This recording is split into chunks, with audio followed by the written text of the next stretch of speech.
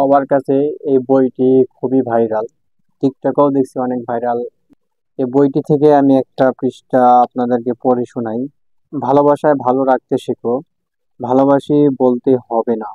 ভালোবাসি তো সবাই বলে, তুমি বরং তার চেয়ে আমায় ভালো রাখতে শেখো, কারণ ভালোবাসি বলার চেয়ে ভালো রাখাটা জরুরি।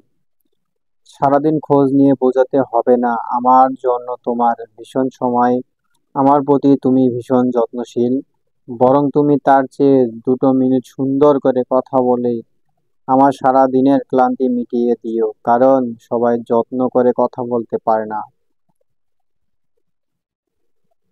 আমি তোমার কাছে প্রতিনিয়ত দামি গিফট নিয়ে খুশি হতে চাই না, আমি বরং তোমার কাছে ঋণী হতে চাই মানসিক সুখের।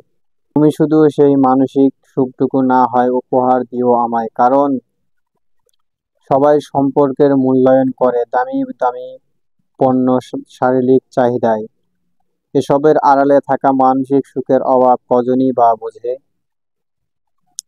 আমি আছি, সবসময় থাকবো, এমন মুখরোচক শব্দে আমায় আশ্বস্ত করার সস্তা কৌশল অবলম্বন করতে হবে না।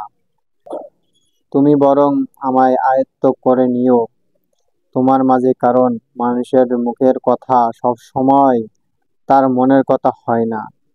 পারবে তো? পারলে বরং ভালোবেসো, মিথ্যে ভালোবাসায় জড়িয়ে অযথা কলঙ্ক রটিও না। অবশ্যই আমার চ্যানেলটি সাবস্ক্রাইব করে দিবেন।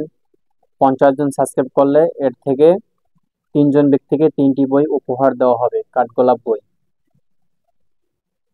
আমি আজাইরা ব্লগার, ভাইরাল হলে বিয়ে করব।